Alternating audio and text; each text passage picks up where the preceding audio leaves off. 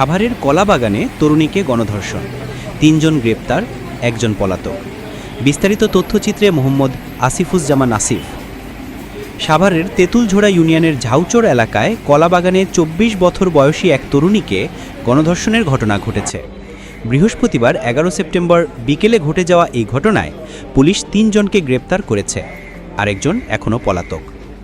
ভুক্তভোগীকে রাতেই উদ্ধার করে ঢাকা মেডিকেল কলেজ হাসপাতালের ওয়ান স্টপ ক্রাইসিস সেন্টারে ভর্তি করা হয়েছে।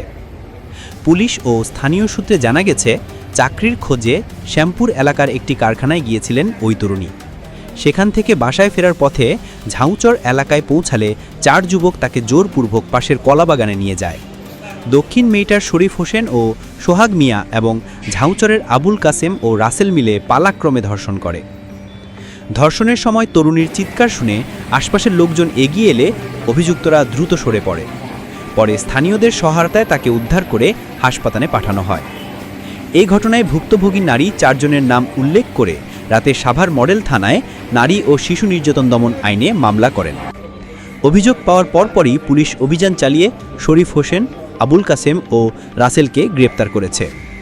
পলাতক আসামি সোহাগ মিয়াকে গ্রেপ্তারের চেষ্টা চলছে বলে জানিয়েছেন থানার ওসি জুয়েল মিয়া। তিনি বলেন, ভুক্তভোগীকে চিকিৎসার জন্য দ্রুত ঢাকা মেডিকেলে ভর্তি করা হয়েছে। বর্তমানে তিনি চিকিৎসাধীন আছেন এবং চিকিৎসকরা তাকে নিবিড় পর্যবেক্ষণে রেখেছেন। ঘটনার পর পুরো এলাকায় উত্তেজনা ছড়িয়ে পড়ে। স্থানীয়রা অবশিষ্ট আসামিকে দ্রুত গ্রেপ্তার করে দৃষ্টান্তমূলক শাস্তির দাবি জানিয়েছেন। তাদের অভিযোগ, ঝাউচর ও আশপাশে দীর্ঘদিন ধরে অসামাজিক কর্মকাণ্ড চললেও নজরদারির অভাবে এ ধরনের ভয়াবহ ঘটনা ঘটেছে।